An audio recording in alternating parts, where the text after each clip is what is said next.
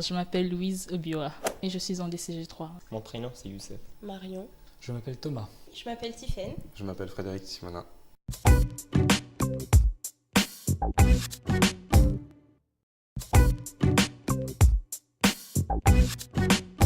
Oui, j'ai déjà effectué un stage au sein d'un cabinet d'expertise comptable. J'ai fait dans un premier temps un stage en entreprise en première année. Et comme je veux travailler plus tard dans le monde de l'expertise comptable, j'ai préféré faire un stage dans un cabinet. Un stage dans un cabinet d'expertise comptable, pour moi, c'est donnant-donnant. Alors, le recruteur, il attend que j'accomplisse mon travail. Et moi, j'attends d'un stage de passer de la théorie à la pratique et aussi d'apprendre d'autres choses qu'on ne peut pas apprendre dans le lycée, en DCG. J'ai fait 2 stages en cabinet, en première année de DCG et un en deuxième année. En première année, j'avais choisi l'entreprise quand j'étais en DCG1.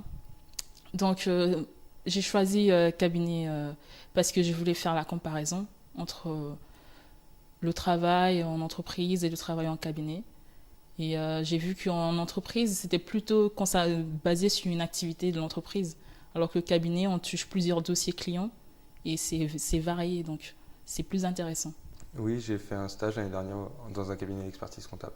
2 stages, un en entreprise et un en cabinet. J'ai choisi l'entreprise parce qu'au départ, j'avais pour but de travailler dans une entreprise, c'est-à-dire au sein d'une équipe, dans un environnement assez familial, donc avec des collègues, donc voilà. Et c'est pour ça que j'ai pas choisi le cabinet, parce que le cabinet c'était plutôt pour moi très individuel, chacun dans son bureau, pas vraiment d'échange. J'ai voulu quand même tenter le cabinet, parce que pour pas mourir idiot, on va dire.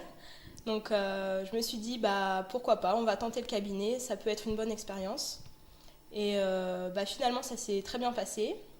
J'ai été très surprise parce que je me suis retrouvée dans un bureau avec plusieurs comptables. Et il y a vraiment cet esprit d'équipe que j'ai retrouvé dans le cabinet comme en entreprise. C'est-à-dire que certes, chacun s'occupe de ses clients, mais il y a quand même une entraide. Donc si jamais quelqu'un a un problème, une comptable vient aider, on peut se donner du travail si jamais on est trop débordé.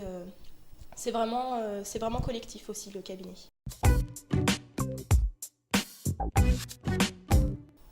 J'ai recherché sur internet, j'ai appelé plusieurs cabinets et ce cabinet précisément il m'a rappelé et j'ai passé mon entretien et j'ai réussi à avoir le stage.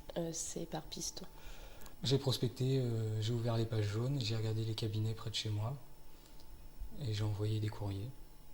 Et puis on m'a répondu rapidement en me proposant... Cette année, on m'a demandé de venir dans le cabinet pour faire un entretien, alors qu'en première année, non, on m'a juste envoyé un courrier comme quoi j'étais accepté.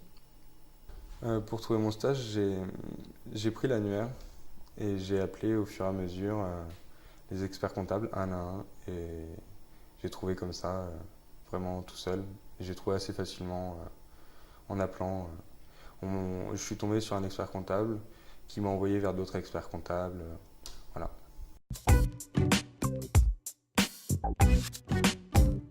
J'ai pu faire de la consolidation, de la saisie comptable quand il n'y avait pas grand-chose à faire, ou alors du commissariat aux comptes.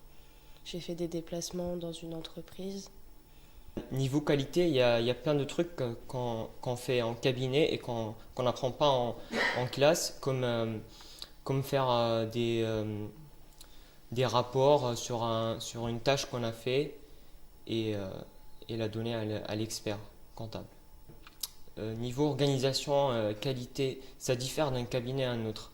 Chacun a son organisation et sa manière de travailler. En première année, j'étais en première année, comme je viens de dire, de DCG, donc c'était surtout de la saisie et déclaration de TVA. J'ai pas fait grand chose d'autre. C'est pas à cause de l'équipe, mais c'est juste que au vu de mon expérience, ils n'avaient pas grand chose à me donner à faire. En deuxième année, j'ai fait plus de choses. Un peu de saisie, Des entretiens avec les clients, optimisation fiscale, entretien annuel. J'ai fait de la TVA et déclaration d'impôts chez des clients. Là, je suis allé sur plusieurs secteurs dans le cabinet. D'abord, j'ai commencé par établir les documents juridiques, comme les rapports de gestion pour l'AG, l'Assemblée générale. Et après, on m'a confié la révision comptable d'un dossier. J'ai commencé d'abord par saisir les factures et après, j'ai fait le lettrage en utilisant le logiciel Cegid. Et après, j'ai fait la révision comptable qui prend beaucoup de temps parce qu'il faut être concentré, il faut être rigoureux, voilà, parce qu'il y a plusieurs choses à contrôler et voilà, pour donner aux clients des comptes fiables. On m'a donné plein de missions, donc de la saisie comptable, donc des factures d'achat, des factures de vente. On m'a donné du rapprochement bancaire, du lettrage et trier des dossiers, faire du classement. On m'a donné quand même des tâches assez variées, qui va de la fiscalité, la comptabilité. On m'a expliqué le droit aussi. Donc j'ai trouvé ça très intéressant et très enrichissant personnellement parce que ça fait un parallèle avec mes cours. Et on voit très bien que la théorie n'est pas forcément pareille que la pratique. Il y avait des collaborateurs qui étaient présents pour m'aider. Quand j'avais une question, ils étaient là. J'avais l'expert comptable qui s'occupait des stagiaires et j'avais un collaborateur qui s'occupait plus de moi. Souvent, déjà, mon maître de stage, il n'était pas dans la même salle et il était souvent à l'extérieur. Mais en même temps, j'étais bien entouré au cabinet. Les équipes comptables, oui. Il y a un comptable, par exemple, qui a pris toute sa journée pour m'expliquer toutes ses fonctions, comment traiter un dossier de A à Z, les qualités recherchées chez un comptable, etc. Donc non, ils prenaient beaucoup de leur temps pour moi. Mon maître de stage était sur un autre cabinet. Il a été muté, donc non, il n'était pas très présent. On ne peut pas dire que j'ai tout vu. J'ai vu une bonne partie fiscalité, comptabilité, mais pas tout ce qui est management, l'encadrement des équipes, etc.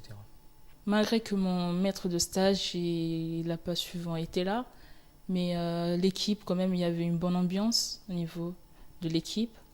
Mais par contre, c'est un travail indépendant. Chacun est dans son bureau, mais il y a quand même l'entraide. C'est-à-dire que pour travailler sur un dossier, on peut bien besoin de poser des questions sur certains points dans un autre service, que ce soit juridique ou bien autre. Donc il y a l'entraide et sinon, à part ça, il y avait une bonne ambiance. Il était à mon écoute. Dès que j'avais un problème, il n'y avait pas de problème pour qu'il m'aide. Il m'expliquait bien les tâches. Il était vraiment à ma disposition quand j'avais besoin de lui. J'ai vu qu'au niveau des cabinets, au niveau de mon cabinet où j'ai fait mon stage, c'était une équipe assez soudée en tout cas. On communiquait beaucoup, il n'y avait pas beaucoup de tension, on se comprenait, mis à part quand je suis arrivé parce que c'était la fin de la période fiscale. Donc les gens étaient un peu sous pression et bon, fallait pas non plus trop les déranger, ce qui est normal. De toute façon, ils arrivaient à nous consacrer du temps. Mais il ne fallait pas non plus les presser encore plus qu'ils n'étaient parce qu'ils étaient déjà sous pression pour clôturer tous les dossiers qu'ils avaient finis. J'ai pas vraiment compris toutes les missions d'expert comptable car j'ai surtout travaillé avec des comptables. Mon maître de stage était souvent en déplacement, pas forcément au cabinet, du coup j'ai surtout travaillé en tant que comptable, donc fait les tâches d'une comptable, donc pas forcément ce que fait l'expert comptable dans son bureau.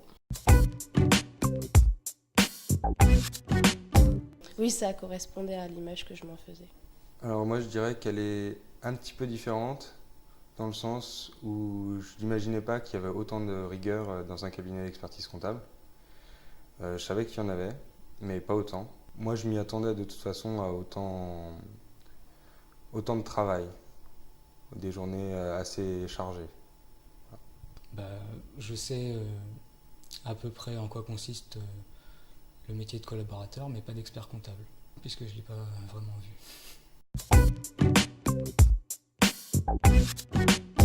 Pour moi, c'est surtout l'ambiance du cabinet et la façon de travailler. La rémunération, elle vient après. Il faut d'abord connaître le cabinet avant de connaître l'employeur, je pense. Entre la taille du cabinet et la rémunération, comme propose, moi, je préférais choisir la rémunération.